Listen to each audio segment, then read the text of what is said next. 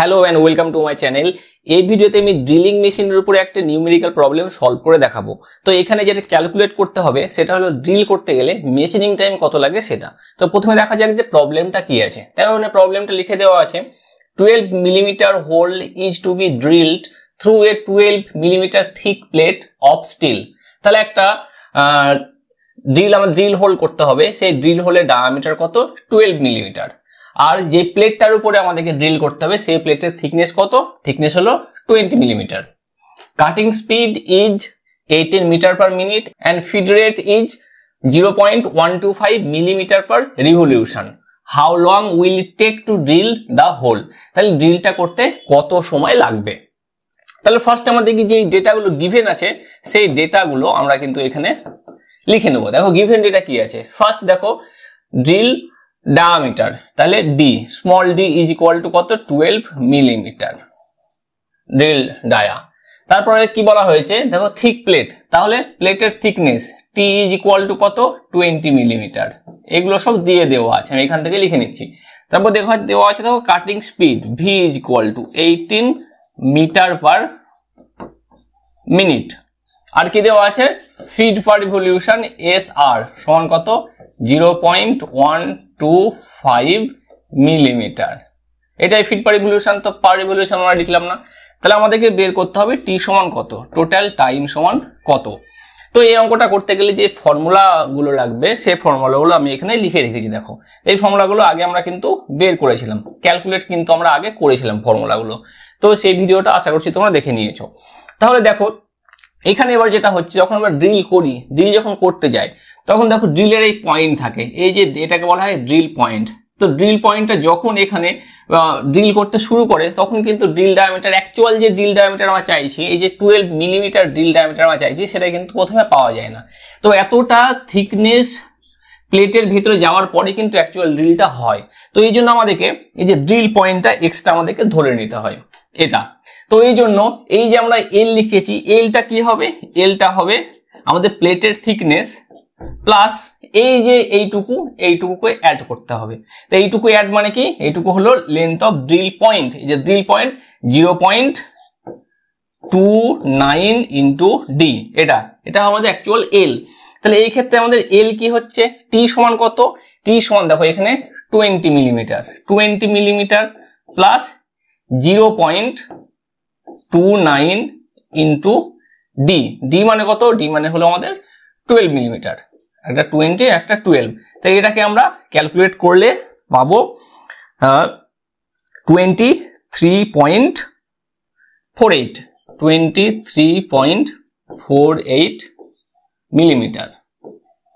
তাহলে এখানে আমরা যেটা পেলাম সেটা হলো এল 23.48 মিলিমিটার, এটা এল পেলাম, এই এলটা পেয়ে গেছি আমরা। তাহলে দেখো এস আর আমাদের গিভেন, কিন্তু এন আমাদের দেওয়া হয়নি, কিন্তু আবার ভি দেওয়া হয়েছে। আবার ভি সমান কি, ভি সমান পাই ডিএন বাই 1000। তাহলে এই ক্ষেত্রে এই যে এনটা এই এন আর এন কি, এটা হলো আরপিএম। তাহলে দেখো ডি দেওয়া আছে আর ভি দেওয়া আছে, তাহলে এখানে আমরা আরপিএম এন খুব সহজে বের করতে পারবো। এখান থেকে আমরা কি পাবো, আমরা পাবো এন। তাহলে এন সমান কত, এন ইজ ইকুয়াল টু যেটা হবে 1000 V by pi D, 1000 into V by pi D, pi into D. তাহলে আমরা এই ভ্যালুগুলো যদি বসাই, দেখো 1000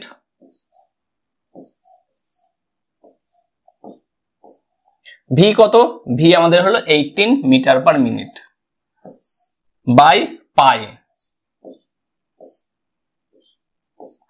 ডি কত, ডি হলো 12। তাহলে এটাকে আমরা ক্যালকুলেট করে পাবো, আরপিএম যেটা পাবো সেটা হলো 477.5 আরপিএম। এই আরপিএম পেলাম, তাহলে এন পেয়ে গেলাম। তাহলে এবার আমরা এই ফর্মুলাতে কিন্তু বসাতে পারবো সহজেই। অতএব show T is equal two আমরা এই ফর্মুলা কিন্তু জানি, এই যে ফর্মুলা আছে এটা L by N plus S R.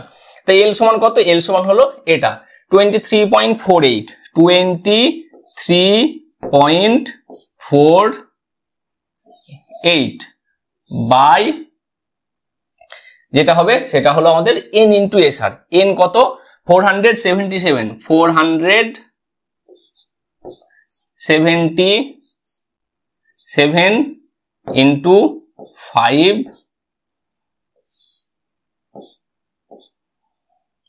By তার সাথে এসআর। তো এসআর মানে কত? এসআর মানে 0.125 0.125। তো এটাকে আমরা ক্যালকুলেট করব। এটাকে ক্যালকুলেট করে আমরা যেটা পাবো সেটা হলো 0.393 0.393 এত ইউনিট হবে আমাদের, যেটা হবে সেটা মিনিট, ইউনিট হবে আমাদের মিনিটে। এটা হলো আমাদের অ্যান্সার। তো এটা হলো আমাদের এই ক্ষেত্রে অ্যান্সার। তো এটা আমরা পেয়ে গেলাম আমাদের এই ক্ষেত্রে, এটা হলো অ্যান্সার। সময় কত লাগছে? 0.393। তো এখানে আমি কি করলাম, এখানে যেটা মেন করলাম সেটা খুবই ইজি। দেখো প্রথমে তোমাদের কিন্তু এই যে ফর্মুলাগুলো কোথা থেকে কিভাবে আসছে সেটা কিন্তু তোমাদেরকে অবশ্যই প্রথমে দেখে নিতে হবে। দেখো এখানে আমি এই যে লেন্থ অফ ড্রিল পয়েন্ট এটা যেটা ধরেছি, এটাকে যে অ্যাড করেছি, মানে এই যে ড্রিল বিটটা এখানে প্রথমে টাচ হলো, এখানে প্রথমে টাচ হলো, তারপরে এত দূর পর্যন্ত এখান থেকে ঢুকলো, তারপরে এটা হলো ড্রিল। তাহলে আবার যখন এটা ড্রিলটা হবে এটা এইটুকু ড্রিল পয়েন্টটুকু বাইরে থাকবে, এই যে ড্রিল পয়েন্টটুকু বাইরে থাকবে, তারপরে তো আমাদের অ্যাকচুয়াল ড্রিল ডায়ামিটারটা পাবো ভেতরে। এই জন্য এইটুকুকে এক্সট্রা আমরা ধরে নিয়েছি, এইটুকু হলো আমাদের drill point, length of drill point 0.29 into drill diameter হিসেবে ধরে নিতে হয়। তাহলে এটাকে আমরা টোটাল লেন্থ পাবো, যে লেন্থটাকে আমাদের ড্রিল করতে হবে। তোমরা চাইলে এটাকে নাও ধরতে পারো, ইগনোর করতে পারো। তাহলে এল সমান তখন কি হবে? তখন এল হবে শুধুমাত্র 20 মিলিমিটার, তখন হবে শুধুমাত্র এল। বোঝা গেছে? তো তোমরা এটা ধরতে পারো, না ধরতে পারো। ম্যাথে যদি বলে দেয় যে তোমাদেরকে যে এটা ধরতে হবে বা আরো কিছু অ্যাপ্রোচ বা ওভাররান এগুলো ধরতে হবে, তো সেগুলো নিয়ে আমি আলোচনা করেছিলাম, ওগুলো ধরতে পারো। তাহলে এখানে প্রথমে আমাদের মেন ফর্মুলা হলো এটা। তো এটার ফর্মুলার মধ্যে কি কি গিভেন আছে সেগুলো দেখে নিতে হবে। এল গিভেন আছে, এসআর গিভেন আছে, এন যেহেতু গিভেন নেই সুতরাং আমরা ভি ইকুয়াল টু πdn/1000 এই ফর্মুলাতে আমরা আরপিএমটাকে বের করে নিলাম। তাহলে আরপিএমটা যেহেতু আমাদের এখানে কাজে লাগছে, এই জন্য এটাকে বসিয়ে দিলাম। তারপরে আমরা মিনিটে সময় পেয়ে গেলাম এত মিনিট। চাইলে তোমরা সেকেন্ডে কনভার্ট করতে পারো বা নাও করতে পারো। তো এই হলো machining time calculation on drilling machine. তো আশা করছি তোমরা এই নিউমেরিক্যাল প্রবলেমটা ভালোভাবে বুঝতে পারলে। তো এই ভিডিওটি দেখার জন্য ধন্যবাদ। এই চ্যানেলের আরো আপডেটেড ভিডিওর জন্য এই চ্যানেলটিকে সাবস্ক্রাইব করো।